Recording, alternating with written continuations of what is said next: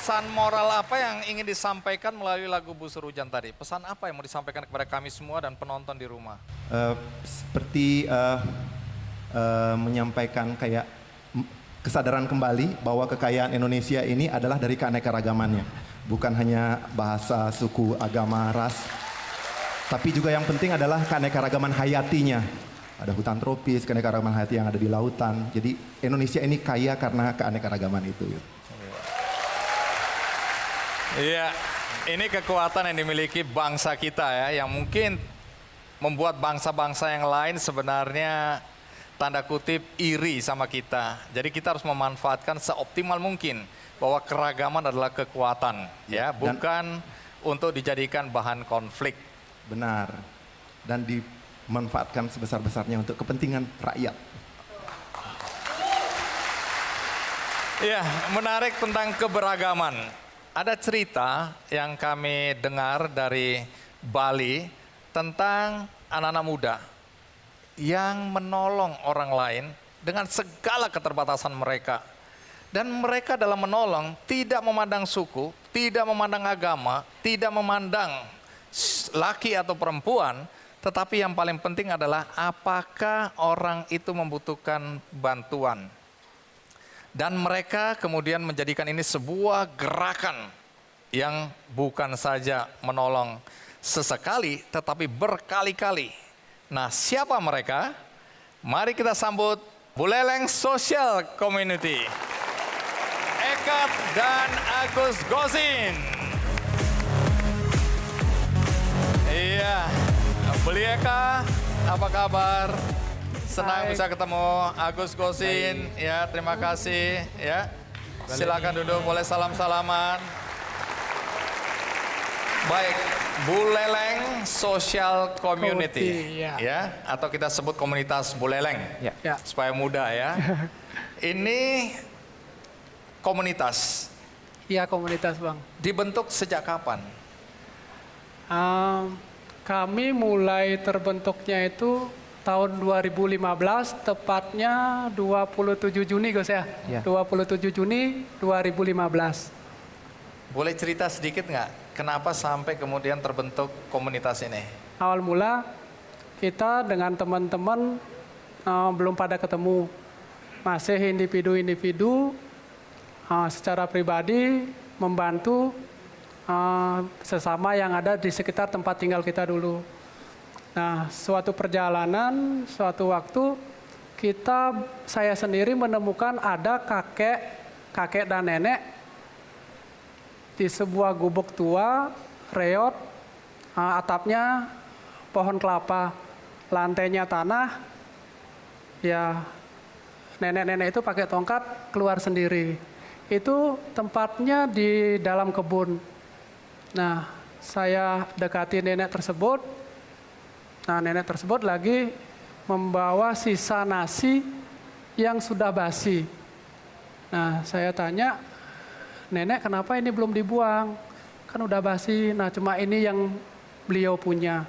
Nah, setelah saya mendekat ke gubuk tersebut, nah ternyata di dalam gubuk yang sangat sempit ukuran 2 kali 2 meter tersebut ada kakek-kakek lumpuh, sakit yang hanya bisa terbaring, tidur di sana, MCK-nya juga di sana, dapurnya juga di sana. Nah, di itu awal ukuran 2 kali 3 tadi? Ya, 2 kali 3 itu. Nah, mulai dari itu ya tergerak hati saya dengan ya hampir menangis lah ngelihat kondisi seperti itu. Aduh, saya harus berbuat, tapi power maupun kekuatan saya terbatas pada saat itu. Ini tahun berapa? Tahun 2015. Anda waktu itu bekerja sebagai apa? Saya sudah bekerja di PLN. Baik, tapi kemampuan untuk membantu waktu itu belum cukup. Terbatas. Terus? Karena nah pada saat itu ya cuma jalan satu-satunya itu ya media sosial, Bang Andi. Apa yang Anda lakukan? Saya nyari data mengenai tentang keluarga nenek tersebut. Ternyata nenek itu memang tidak mempunyai anak.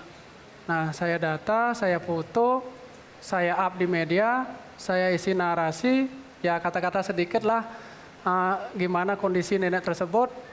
Ya akhirnya pada saat itu banyak yang berdonasi. Jadi Anda upload ke media sosial. Iya, ke media Kemudian sosial. Anda ceritakan apa yang terjadi pada kakek dan nenek ini. Iya. Terus kemudian banyak orang Yang ikut berdonasi. Heeh. Akhirnya terkumpul berapa? Pada waktu itu? saat tahap awal kita terkumpul 7 jutaan. 7 jutaan. Nah, setelah dana terkumpul 7 jutaan. Dalam waktu berapa lama? Dalam waktu seminggu. Dalam waktu seminggu 7 juta. Berarti masih banyak orang baik di negeri ini ya. Oke, terus dengan uang itu apa yang Anda lakukan? Sekarang kita dana sudah ada.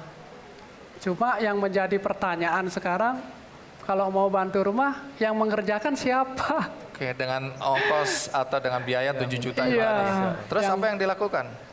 Nah, akhirnya saya berpikir, ada nggak suatu organisasi, institusi pemerintah yang bisa saya ajak kerjasama? Nah, saya berpikir lama, cuma pada saat itu satu hal yang saya pikirkan cuma TNI. Kenapa begitu? Karena sekarang ini TNI saya lihat siap dalam keadaan apapun. Tapi Anda iya. Tapi Anda punya kenalan, koneksi atau bagaimana cara menghubungi TNI? Oh, akhirnya Anda hubungin atau tidak? Pada saat itu saya memang ada teman kenalan di TNI, satu orang, saya nyari informasi. Nah, kebetulan ya salah satu komandannya dan Ramil di suatu kecamatan dan Ramil Banjar pada saat itu. Sebut aja namanya, kalau orang baik harus disebutkan namanya. Beliau juga hadir di sini. Siapa?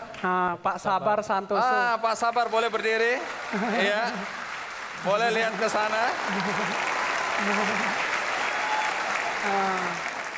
Bagaimana cerita setelah bertemu Pak Sabar? Ketemu dengan Pak Sabar pada saat imit awal sih Pak. Kita kalau ketemu TNI kan serem Pak. Sangar. Saya lihat dulu Pak. Iya, serem. Iya. Terus? Saya sebelum nelpon beliau takut juga. Iya. Nanti respon enggak orangnya? Beliaunya kan. Saya berpikir juga beberapa kali ya. Ya tapi ya demi kepentingan yang untuk lebih baik untuk orang lain. Ya udah, saya cek-cek namanya juga. Oh Sabar, pasti bapaknya Sabar betul ini. Iya. Kalau namanya waktu itu Sangar, pasti nggak berani. Iya, untung namanya Sabar ya. Sabar. Iya, pasti orang tuanya ingin agar anaknya sabar. Iya. Iya, terus hasilnya gimana? Hasilnya deh. Nah, pada saat itu saya telepon, nah beliau ternyata nggak mau saya samperin di kantornya. Oke Pak Eka, saya yang langsung menuju lokasi. Ya, Terus? dengan beliau cek lokasi, ya kita ya lihat lokasi kondisi, ya memang beliau juga merasa terpanggil. Ya udah, besok saya kerahkan anggota, saya siap tenaga. Ya, bersyukurlah Pak. Akhirnya rumah itu bisa didirikan atau tidak? Pada saat itu kita mulai kerja jam 7 pagi. Kita dengan TNI, dengan teman-teman komunitas dan masyarakat sekitar, jam 7 pagi kita mulai kerja sampai jam 9 malam. Satu hari itu kita selesaikan satu rumah yang layak huni.